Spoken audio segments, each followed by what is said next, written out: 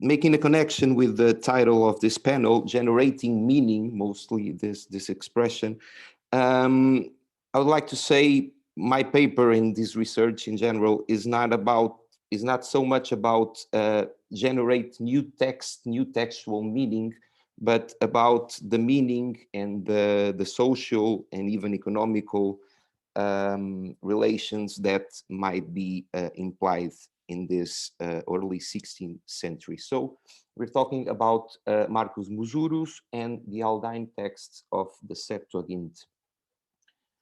I start by saying that after the huge commercial success that was Gutenberg's 1455 Latin Bible, the interest on biblical texts started growing within the main houses of the first generations of printers in Italy and overall the highly educated Europe. Soon, this editorial eagerness was to become also a philological phenomenon, as several contemporary academies began to gather Greek scholars focused on establishing the best texts of the so considered classics by collating the readings of often more than one manuscript. On this context of early Greek biblical scholarship, two academic centers deserve a special mention. There will be the one headed by Aldus Manutius in Venice, and the other one by Cisneros at Alcalá de Henares, himself a cardinal, an Hellenist, and at some point even the ruler of Castile. Nevertheless, none of these two men lived enough to see their Bibles published. And here they are. The Aldine Greek Bible and the Complutensian Polyglot Bible, the last one offering the text in Greek, Hebrew, Latin, and Aramaic, while being different philological projects, share a common public, as none of them is meant for religious users, rather for a group of specialists that were philologists themselves. Both editions are mostly contemporary, as contemporary was the preparation of the Greek text that was to be officially printed first in Venice, 1518, and later in Alcalá de Henares, 1520. But these are actually the official dates, as we know that the last volume of the Polyglot, of the Complutensian, was already finished by 1517, and only Erasmus Publications Privilege postponed the impending outcome to 1520, the year that Pope Leo X could sanction it. The issue of what might have been a Cold War style run for the podium of the first edition of a polyglot, or at least a trilingual Bible, often forgets a small document. And these are folia 86 and 87 of the Parisinus Graecus 3064, consisting of 2 pages of the Aldine attempts of a polyglot Bible, which we could call a true mist-cared Aldine polyglot Bible, that must be as old as the last years of the 15th century. As this is a precious document that needs its own personal focus, it is sufficient for the moment to recall Professor Wilson's saying that, and I quote, "the resources of the Aldine firm were evidently not equal to the challenge." And those were the kind of financial issues that Cisneros, the actual ruler of Spain by then, did not have to face. To investigate this edition's manuscript sources also summons an only recently available manuscript of the Septuaginta, and that would be the UCM 22 in our presentation M, in which recovering I was able to directly participate. A manuscript that was once thought to be destroyed during the Spanish Civil War, but was finally rescued among the wrecks of the Republican defense trenches in the bombed university campus of Moncloa in Madrid. I won't say much about this. There is a YouTube documentary you prepare and you can see it there. Only saying that it was a codex written in Venice, probably by John Severe the Lacedaemonian, identified as the rich codex sent to Cardinal Cisneros himself by the Venetian Senate as his own words in the prologues of volume 1 of the polyglot in order to prepare the text for the Greek column. As I stated elsewhere, I am confident that the Matritensis M must have been copied much time before its sending to Spain, and by that time reviewed by Marcus Musurus, our man, probably already for the preparation of the Aldine Greek text. But there is actually no need to assume a chronology close to the date of its loaning for a codex like M, a careful and luxurious parchment with a mise en page very similar to the one we found in Marcianus Graecus 5, for long identified as its model. And this Marcianus Graecus 5 was part of Cardinal Bessarian's library, and we should talk about it in a minute. At the first years of the 16th century, Musurus spent a good deal of time in Carpi during 1499 to 1503, and would actually die unexpectedly at 1517, actually the same years of Cisneros' death, when working and living already in the Papal States. It makes therefore no actual sense to imagine him reviewing a manuscript just to be sent for the Spanish cardinal, not even if considering his work on the 1513 Aldine editions of Plato and the letters of Aphrodisias. That was actually a different kind of text. Musurus, the subject of our paper, is one of those scholars whose philological activity within Aldus Nea Academia is well attested and studied. He, whose well-known and recognizable handwriting actually inspired the Aldine Greek types, and while working for the establishment of the Greek text of the Septuagint, ended up reflected also in the Complutensian polyglot, as textual collation with the remaining folios and fragments of M came to demonstrate. And this is actually, if I'm allowed, a very special case of the intricate philological networks operating in the European humanism in the early 16th century. That of a same scribe, Musurus, a highly educated one, the greatest of his time, reviewing a same text into manuscripts. These are first the Londinensis 10968 in the British Library, L, and the aforementioned UCM 22, the Matritensis M. As we can see, there are supplements in both manuscripts, besides I would say dozens or even hundreds of small corrections in the main texts. And in these manuscripts, portions of books 1 and 2 of Kings are corrected and supplemented by Musurus, in linea, supralineam, in marginem. Musurus had a special interest for reviewing Greek codices, especially the ones he worked upon, and not so long time ago, Experanzi in 2013 was actually capable of grouping both L and M in the same paleographical group of codices where the Greek master mostly corrects or supplements the first-hand copy. So here are our sources. In what follows, the texts of both editions, the Aldine A and the polyglot P, and I mean the text of book 1 and 2 of Kings, is put side to side to the versions of L in folia 2 to 28V and the damage M, folia 35V to 44V, both ante correctionem and post correctionem, which is the same to say ante and post musurum. As a direct consequence of the pandemic crisis, this collation considers readings of the other minuscule manuscripts taken from the apparatus of the so-called Big Cambridge edition. In so doing, I look for the codices that might have served Musurus' revisions, especially among the ones that used to belong to Bessarion's library. And those would be Marcianus Graecus 2, 3, 4, 5, 6, and 16.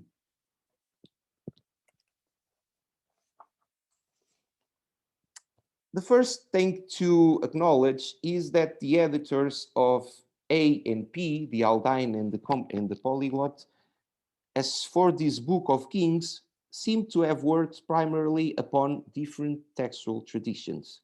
And that is why, in so many cases, P differs from the readings of A, L, and M.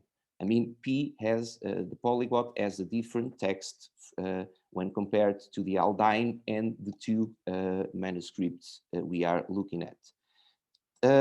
Just suggesting that M was most probably not so much considered for the composition of the Greek text of this particular book.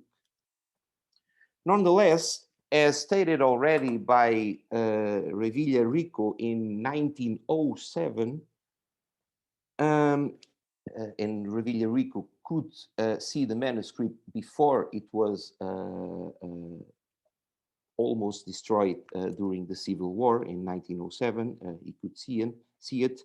Revilla Rico argued for the preferred use of the Vatican Codex, that will be Vaticanus Graecus 330, alongside the inclusion of some readings from M and other personal corrections, mostly when such versions were closer to the Hebrew text.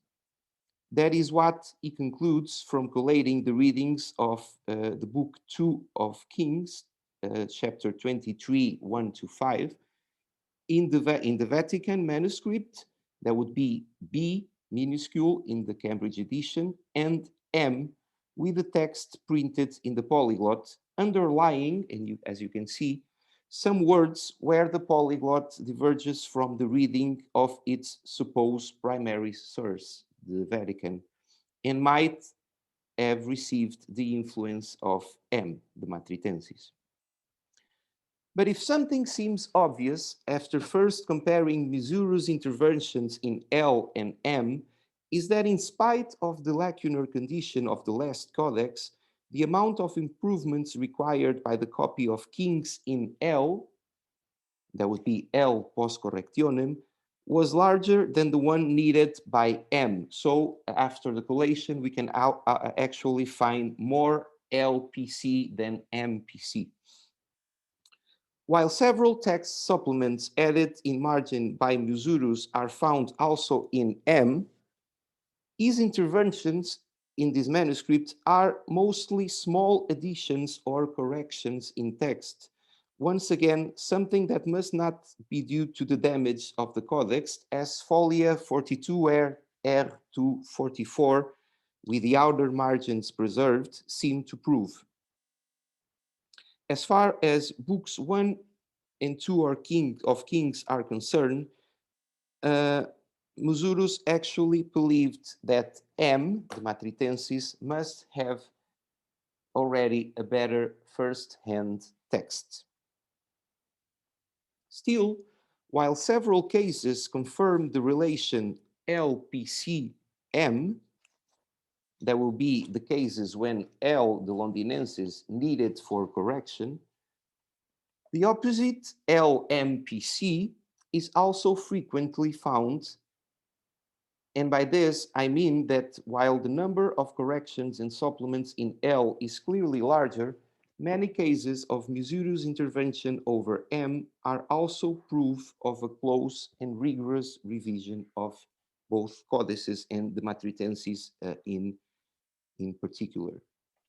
On the other hand, if the several coincidences L, M, A, so the Londinensis, the Matritensis, and the Aldine edition, and even some coincidences of LPC, MPC, the Londinensis, and the Matritensis post correctionem of Musurus with the Aldine, if this coincidence, I say, tend to relate these codices with and somehow reinforce my argument for the use of M within the editorial process of the Aldine, Several other cases could be mentioned where corrections are only performed in one manuscript, something that might raise questions on the occasion and purpose of both revisions.